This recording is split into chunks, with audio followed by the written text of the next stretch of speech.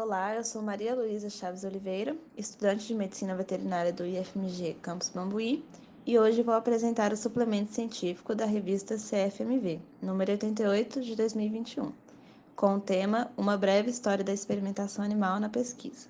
Primeiramente, a história da experimentação animal pode ser dividida em 4 períodos principais, passando pela Grécia e Roma Antiga, a Era Islâmica, o Iluminismo e, por fim, a contemporaneidade.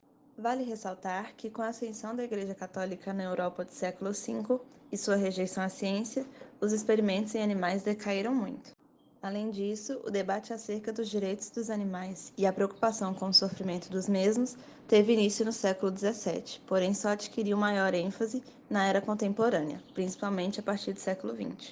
Não se sabe em que momento exatamente a humanidade começou a realizar pesquisas em animais. Entretanto, existem relatos de estudiosos gregos como Alquimião de Crotona, Erasístrato e Herófilo que realizaram dissecações e vivissecção em animais, o que foi um grande marco para o início dos estudos sobre fisiologia. Ademais, alguns anos depois, na Roma Antiga, surgiu Galeno de Pergamon, que acreditava que os animais possuem uma consciência limitada e que por isso sentem menos dor. Galeno realizou vivissecções em diversos animais e, enquanto estudava as estruturas responsáveis pela respiração, cortou 2 nervos da garganta de um porco. Com isso, ele percebeu que o animal parou de emitir sons, mas continuou respirando. Após fazer o mesmo procedimento com outras espécies, ele acreditou ter encontrado os nervos da voz. Do século V ao XV aproximadamente, a Europa foi comandada pela Igreja Católica, que restringia os monastérios ou proibia estudos científicos, inclusive sobre corpos humanos e animais. Entretanto, na Idade de Ouro Islâmica, ocorrida entre os séculos XIII e XV, foram criadas instituições semelhantes a universidades. Nesses locais, muitos estudos foram realizados.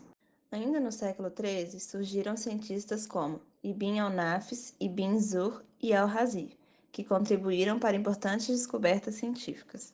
Ibn al-Nafis, em seus estudos sobre circulação sanguínea, comprovou com vivissecções que o coração dos mamíferos possui 2 ventrículos e que é nutrido por vasos e pelas substâncias presentes nesses vasos.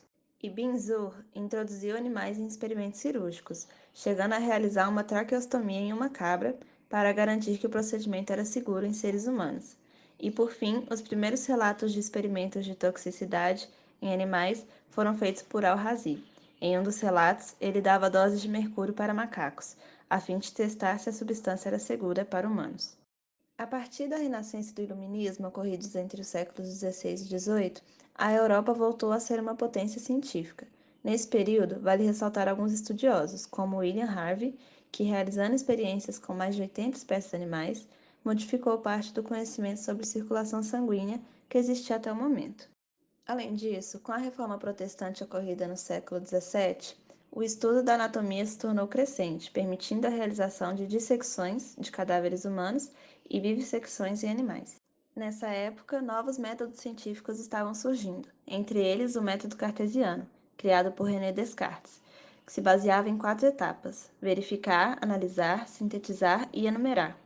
René era um importante filósofo na época e descrevia os animais como máquinas, desprovidos de alma e incapazes de sentir dor. Dessa forma, muitos cientistas realizaram experimentos violentos em um período em que a anestesia ainda não existia. Posteriormente, ainda no século XVII, outros filósofos como Baruch Spinoza e John Locke também expuseram suas opiniões acerca da experimentação animal. Spinoza reconhecia a capacidade animal de sentir dor, mas era antropocentrista, então acreditava que o ser humano podia usar os animais como quisesse. Já Locke, além de reconhecer a capacidade sensitiva dos animais, também pensava que as crianças deveriam ser ensinadas a abominar maus-tratos, uma vez que ter contato com tal violência poderia torná-las violentas quando adultas. Sendo assim, é evidente que o período citado foi marcado por discussões, porém, mesmo os pensadores que reconheciam o sofrimento dos animais acreditavam que a angústia que lhes era causada era pelo bem da humanidade, uma justificativa que perdura até os dias atuais. A partir do século XIX, surgiram diversas universidades e hospitais que consideravam a dissecação animal de grande importância para o método científico. Nesse contexto, um dos pesquisadores que ficou famoso por suas experiências extremamente agressivas foi François Majonde, que em um de seus experimentos mais conhecidos dissecou a face de um cachorro em praça pública por dias, sem anestesia, com a intenção de estudar os nervos da face. Por conta da repulsa gerada por métodos como o de Majonde, em 1822 foi aprovado o Ato do Tratamento Cruel do Gado, no Reino Unido, uma das primeiras leis de proteção animal, e em 1849 o Ato de Crueldade com Animais, a primeira legislação a regular experimentos com animais no mundo. Por conta disso, outros países europeus também começaram a criar leis de proteção animal. Outro importante cientista da época foi Louis Pasteur, que possuía inúmeros animais em seu laboratório e que realizou testes infecciosos em diversas espécies. A partir disso, ele criou a vacina antirrábica. Pasteur tinha certa preocupação com o bem-estar animal e, por isso, realizava uma espécie de abate humanitário, utilizando cloroforme para matar os animais que ele infectava, antes que a doença chegasse na pior fase.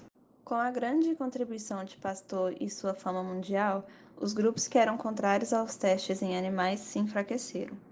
Ainda assim, nas últimas décadas, houve grande avanço na construção de leis de proteção animal, e nos anos 1970, a ocorrência de movimentos terroristas por parte de grupos extremistas, que são contrários à experimentação animal, deixou claro que os países precisam elaborar legislações acerca da utilização de animais em pesquisa. Entretanto, o uso de animais em laboratórios ainda é aceito por boa parte da população, mas o sofrimento animal está ficando cada vez mais evidente. Por isso, estudiosos atuais têm buscado aplicar os fundamentos do livro Os Princípios da Técnica Experimental Humanitária, publicado em 1959 pelo zoólogo William Russell e o microbiologista Rex Burt. Nesse livro, eles propuseram a adoção dos 3 R's. Os 3 R's buscam reduzir, refinar e substituir, para utilizar o menor número de animais possível da maneira mais eficiente. Caso ocorra a substituição, atualmente existem tecnologias que podem ser usadas, como cultivos celulares in vitro, organoides e bioimpressão 3D. Além disso, existem muitos outros projetos que buscam retirar animais ou seus derivados das pesquisas, para garantir uma ciência mais ética e precisa. Concluindo, percebe-se que o reconhecimento da capacidade de sofrimento dos animais foi extremamente importante para os avanços do bem-estar, e, portanto, é necessário que as pesquisas continuem a desenvolver métodos alternativos à experimentação animal, visando o fim do sofrimento dos mesmos. Obrigada por assistir o vídeo até aqui.